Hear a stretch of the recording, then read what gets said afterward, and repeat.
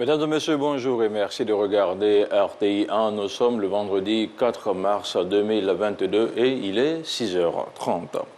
Le président de la République, Alassane Ouattara, a reçu hier jeudi les lettres de créance de 5 nouveaux ambassadeurs accrédités en Côte d'Ivoire en qualité d'ambassadeurs extraordinaires et plénipotentiaires. Il s'agit de diplomates venus de Djibouti, de l'Iran, du Japon, du Pakistan et de la Namibie. Le président Alassane Ouattara leur a souhaité la bienvenue et les a assurés de la disponibilité du gouvernement à les accompagner dans la réussite de leurs missions respectives. Les 5 diplomates ont pour leur part relevé la qualité exceptionnelle des relations de coopération qui existent entre leurs pays respectifs et la Côte d'Ivoire. Ils ont pris l'engagement d'œuvrer à leur renforcement et à leur diversification. Activité présidentielle toujours, le chef de l'État a échangé hier avec Ahmad bin Abdelaziz Katan, émissaire du roi d'Arabie Saoudite en Côte d'Ivoire.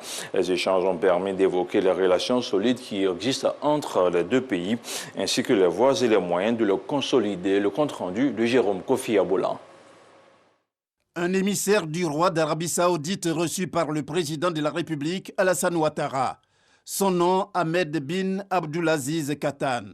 Les entretiens entre lui et le président Alassane Ouattara ont eu lieu au palais présidentiel de la République de Côte d'Ivoire.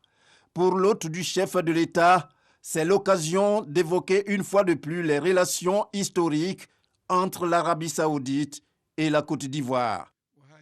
Il lui a transmis les salutations du serviteur des Saintes Mosquées, le roi Salman ben Abdelaziz Al Saoud, ainsi que les salutations de son Altesse royale, le prince héritier, Amir Mohamed Ben Salman Al Saoud. Et j'ai transmis leurs souhaits à la Côte d'Ivoire de davantage de progrès et de stabilité.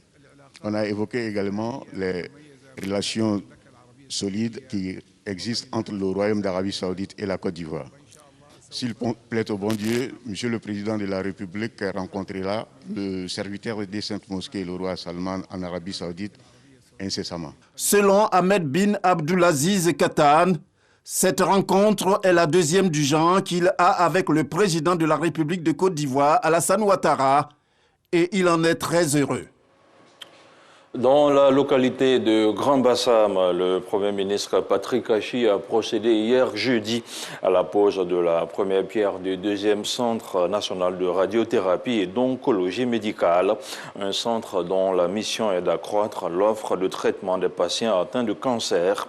Il est bon de savoir que la santé des populations constitue une priorité absolue pour le président de la République, Alassane Ouattara. Elle est au cœur de sa vision 2030 et ce nouveau centre va procurer des soins préventifs, curatifs et promotionnels de qualité accessibles à toute la population. Il permettra d'accroître l'offre de traitement du cancer en Côte d'Ivoire, dotant donc le pays d'un environnement hospitalier moderne, innovant et efficient. Les États-Unis s'engagent à accompagner le gouvernement ivoirien dans la lutte contre le coronavirus à travers l'initiative pour l'accès au vaccin. L'USAID vient d'approuver l'attribution de plus de 10 milliards de francs CFA à la Côte d'Ivoire. On regarde ce reportage signé Adama Koné. La bourse est consistante, plus de 10 milliards de francs CFA. C'est le montant que les États-Unis consentent à décaisser en faveur de la Côte d'Ivoire à travers l'Agence des États-Unis pour le développement international, USAID.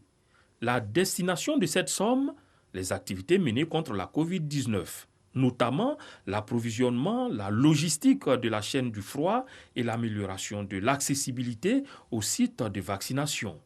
Le financement américain est le résultat des efforts accomplis par le gouvernement ivoirien dans la lutte contre la pandémie. Le dernier rapport épidémiologique ivoirien note qu'au 2 février 2022, plus de 10 millions de personnes, soit 46% de la cible nationale, avaient reçu au moins une dose de vaccin. Dans ce lot, 27% avaient entièrement été vaccinés. Des performances qui ont convaincu le gouvernement américain. D'ailleurs, ce décaissement vient compléter une première enveloppe de 8 milliards de francs CFA déjà engagée par l'USAID.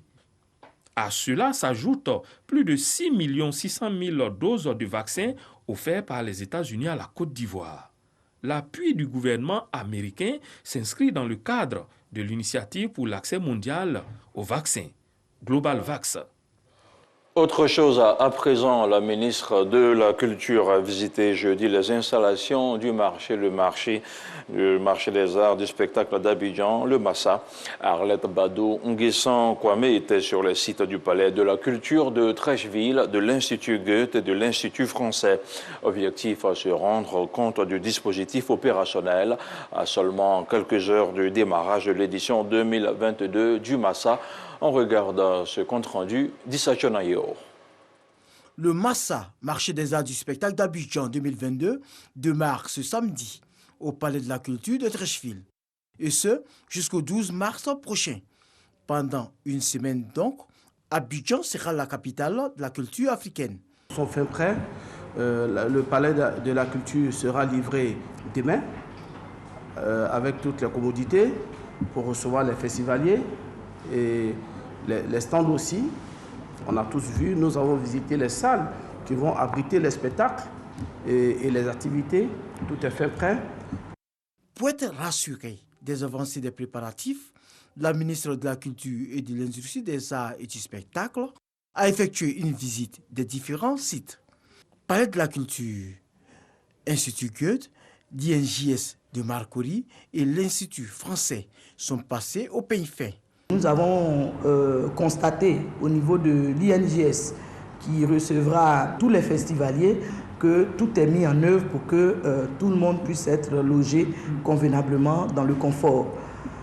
Ensuite, pour ce qui concerne les spectacles, nous avons remarqué que tout est fin prêt, les commodités y sont et nous entrevoyons une très belle fête de la culture et des arts. La ministre Arlette Badou Nguessan Kwame a exhorté l'ensemble du personnel du Massa à travailler en équipe afin de relever le défi de l'organisation de cette 12e édition. Et on termine ce flash d'information avec deux brèves au Burkina Faso. Le président de la transition a nommé son premier ministre. Il s'agit d'Albert Ouedraogo, 53 ans, un universitaire qui était à la tête d'un cabinet de conseil et d'audit des entreprises depuis 2007. Économiste de formation, le nouveau premier ministre dispose d'une solide expérience dans le domaine du management des administrations publiques, des projets de développement ainsi que des entreprises privées selon la présidence. Et puis, quelques 1200 migrants en provenance d'Afrique ont fait une tentative d'entrée à Melilla hier jeudi. Après avoir débordé les forces de sécurité marocaines, ils ont commencé vers 6h25 GMT à franchir la clôture, lançant des pierres, des crochets et des bâtons contre les forces de sécurité, ont indiqué les autorités locales.